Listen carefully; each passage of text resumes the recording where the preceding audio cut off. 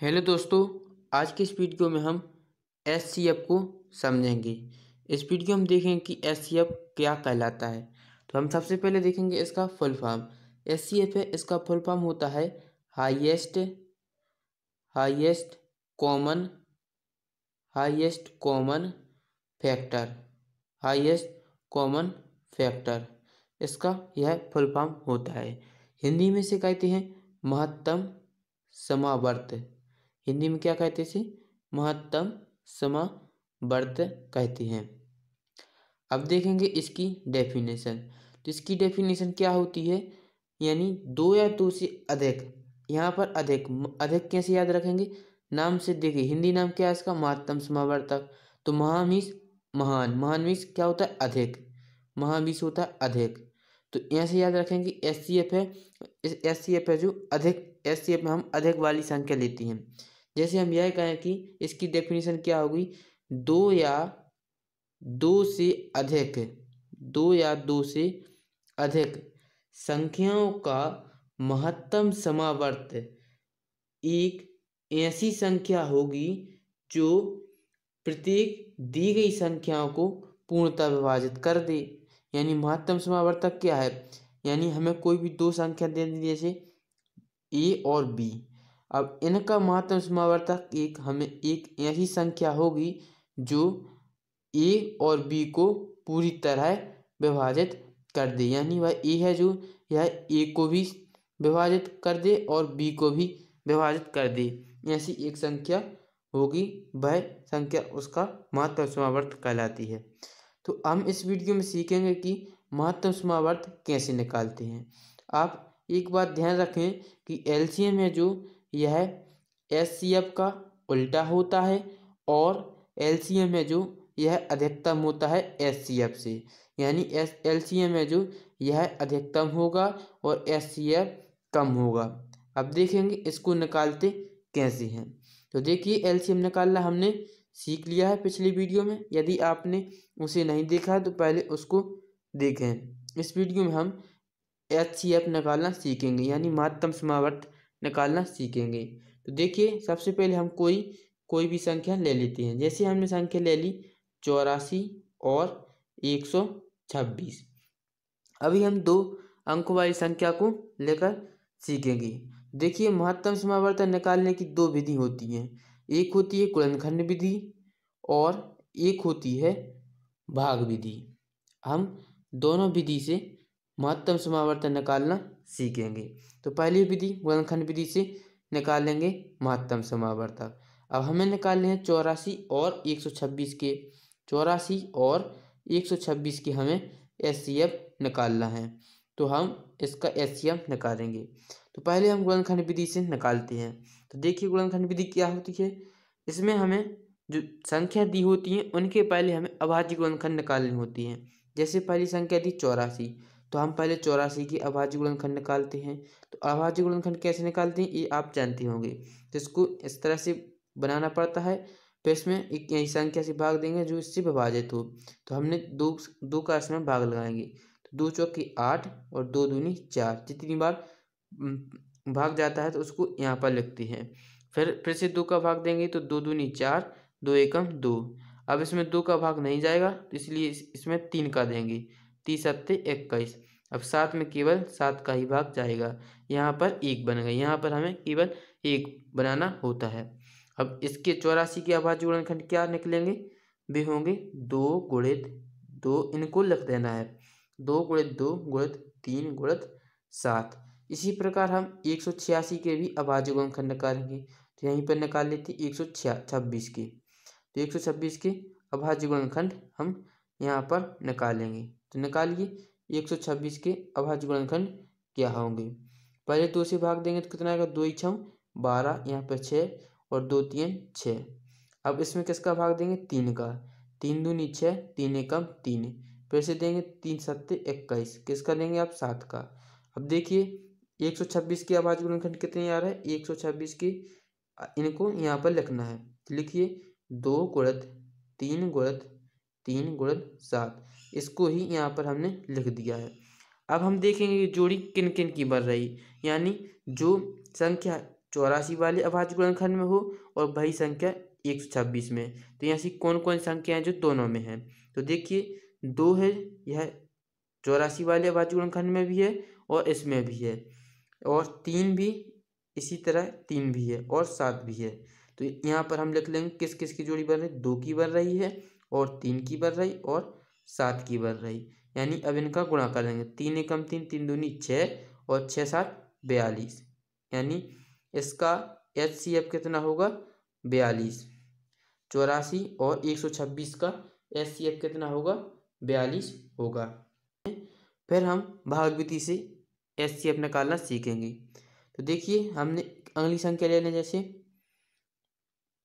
पहले हम इसी को भाग विधि से हल करना सीखेंगे। तो भाग विधि से इसे कैसे निकालते हैं? जैसे 84, देखिए 84 और 126 का हमें भाग विधि से HCF निकालना है, 84 और 126 का। तो इसको कैसे हल करेंगे? देखिए इसमें जो छोटी संख्या होती है उसका हम भाग देते हैं और बड़ी संख्या है 126। इस तरह से आपको लिख लेना है, जो छोटी संख्या हुई उसको यहाँ पर लिखेंगे और बड़ी संख्या को यहाँ पर, इतना आपको करना है। फिर इसका हम भाग लगाएंगे, तो 84 का भाग देंगे कितनी बार जाएगा? 1 बार। तो यहाँ पर हम 84 लिख देंगे। अब इनको घटाइए, तो घटाइए कितना बचेगा? 6 में से 4 घटाएंगे तो बचेगा 2। अब देखिए 2 में से 8 को घटाना है, तो 2 में से 2 को मानेंगे 12, 12 में से 8 घटाएंगे बचेगा 4। यानी यहाँ पर कितना बचेगा? 42। अब देखिए यहाँ पर हमें क्या बनाना है? 0 बनाना है।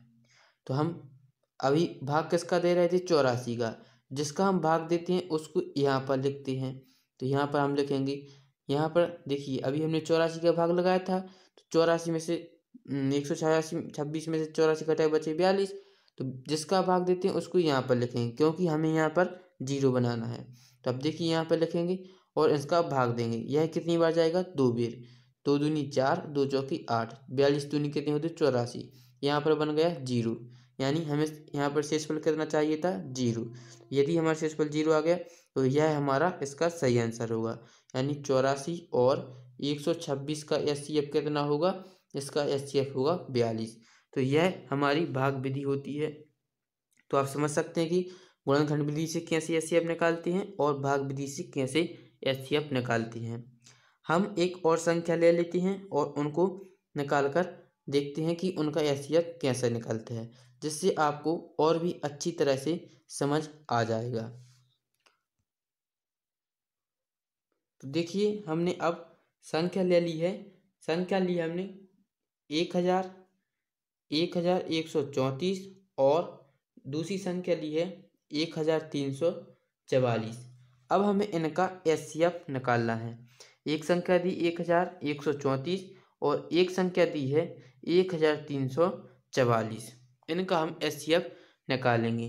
तो देखिए इनका HCF पहले हम गुणनखंड विधि से निकालते हैं। तो गुणनखंड विधि से क्या करेंगे? पहले हम इनके अभाज्य गुणनखंड निकालेंगे। तो पहली संख्या लिखेंगे 1134। इसके पहले हम अभाज्य गुणनखंड निकालेंगे। निकालिए, पहले 2 का भाग देंगे। कितनी बार जाएगा? 2 पंचे 10, बचेगा 1, 2 छंग 12, 13 बचा 1, 2 सत्ते 14। फिर से हम किसका भाग देंगे? अब यहाँ पर 2 का भाग नहीं जाएगा। अब किसका भाग जाएगा? यहाँ पर जाएगा, यह 3 का भाग इसमें चला जाएगा। 3 का भाग देंगे तो कितना? 3 एकम 3, बचे 2, हो जाएंगे 26, 3 7 21, 3 8 24, बचे 2, 3 नाम 27। यानी अब किसका भाग देंगे? अब भी 3 का भाग चला जाएगा। 3 छंग 18 और 3 तिरका 9। फिर से 3 का भाग देंगे, 3 दूनी 6, 3 एकम 3, फिर से देंगे 3 का, 3 7 21 और लास्ट में देंगे 7 एकम 7। यहाँ पर हमें 1 बनाना था। यानी 1134 के ये गुणनखंड अभाज्य गुणनखंड निकल आएंगे। इसी तरह से हम 1344 1344 इसके भी हम अभाज्य गुणनखंड निकालेंगे। निकालिए, पहले 2 का भाग देना है। 2 छंग 12, बचा 1, 2 सत्ते 14 और 2 दूनी 4। फिर से 2 का भाग देंगे। 2 3 6, 2 3 6, बचा 1, 2 छंग 12। फिर से 2 का भाग देंगे। 2 एकम 2, 3 बचा 1, 2 छंग 12, 13 बचा 1, 2 अट्ठे 16।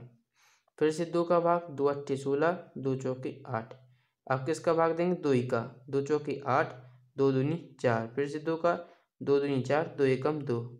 अब इसमें 2 का भाग नहीं जाएगा क्योंकि यह संख्या 21 बन गई। तो इसका किसका भाग जाएगा इसमें? 3 का। 30 सत्ते 21, फिर लास्ट में जाएगा केवल 7 का। 7 एकम 7। अब हम इसके अभाज्य गुणनखंड लिखेंगे। पहले लिखेंगे 1134 की। 1134 के अभाज्य गुणनखंड कौन कौन आ रहे हैं उनको लिखेंगे। 2 गुणित, इनको पहले लिख लेना है, इनको 2 गुणित 3 गुणित 3 गुणित 3 गुणित 3 गुणित 7, यही इनके गुणनखंड है। किन लेती एक बार? 3 3 6, 3 3 6 सही है। अब हम इसके लिखेंगे यानी 1344। इसकी अभाज्य गुणनखंड कितनी आ रहे हैं? इसकी अभाज्य गुणनखंड इनको लिखेंगे। लिखिए 2 गुणित 2 गुणित 2 गुणित 2 गुणित 2 गुणित 2 गुणित 3 गुणित 7। एक बार चेक कर लेते कितने हैं। 1 2 3 4 5 6 7 8। 1 2 3 4 5 6 7 8 सही है। अब हम देखेंगे कि जोड़ी किस किस की बन रही है।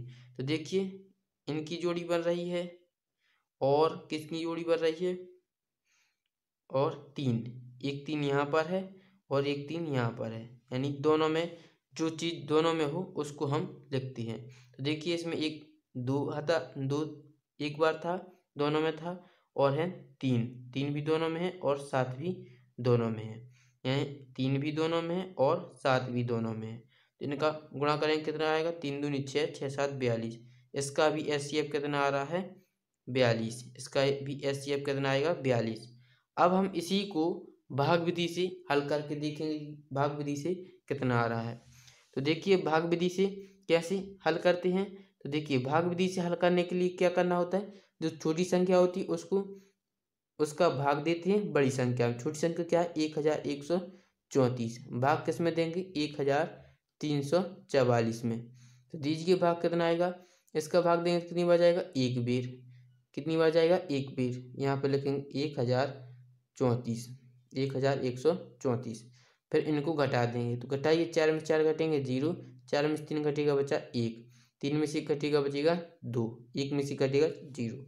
अब देखिए यहाँ पर 210 बनी, हमें यहाँ पर कितना बनाना था? यहाँ पर हमें 0 बनाना था। तो हम क्या करेंगे, जो 210 बनते हैं इसका भाग देते हैं इस वाली संख्या में, जिसका भाग दिया हमने अभी उसमें इसका भाग देंगे। तो 210 का भाग देंगे इसमें 1134 में। इस तरह से दीजिए भाग 210 का भाग कितनी बार जाएगा? यह लगभग 5 बार जाएगा। 5 0 5 शून्य 5 एकम 5, 5 दूनी 10। अब इनको घटा देंगे, घटाएंगे तो कितना आएगा? 4 के 4 आएंगे, 3 को मानेंगे 13, 13 में से 5 घटाएंगे बचेगा 8, फिर यहाँ पर 0 0 आ जाएगा। अब देखिए अब भी इसमें क्या बन रहा है? 84। हमें यहाँ पर कितना चाहिए? 0। तो अब किसका भाग देंगे? 84 का भाग देंगे इस वाली संख्या में, यानी 210 लिखेंगे। अब दीजिए भाग, तो 84 का भाग कितनी बार जाएगा? 2 बार। 2 बार भाग देंगे कितना आएगा? 2 चौकी 8 और 8 दूनी 16, 168 बनेगा। इसको फिर घटाएंगे, घटाइए कितना बच रहा है? 0 को मानेंगे 10, 10 में से 8 घटेंगे बचेगा 2, फिर यहाँ पर 6 कितने 7 बन जाएंगे, 1 में से 7 घटाएंगे, 1 को मानेंगे 11, 11 में से 7 घटाएंगे कितना आ जाएगा? 11 में 7 घटाएंगे बचेगा 4, और यहाँ पर आ जाएगा 0। फिर हम अब 42 बन गए, यहाँ पर तो हमें 0 बनाना था। 42 का भाग हम इस वाली संख्या में, यह कब तक भाग देते जाएंगे? जब तक यहाँ पर 0 नहीं बनेगा। अब 84 में हम इसका भाग देंगे, तो कितनी बार जाएगा? यह 2 बार जाएगा। कितना आ जाएगा? 42 दूनी 84। तो यहाँ पर शेषफल 0 बचेगा, यानी शेषफल कितना आ गया? 0। तो यह हमारा इसका उत्तर होगा, यानी इसका एचसीएफ कितना निकलेगा? इसका एचसीएफ निकलेगा 42। तो इस तरह से आप निकाल सकते हैं।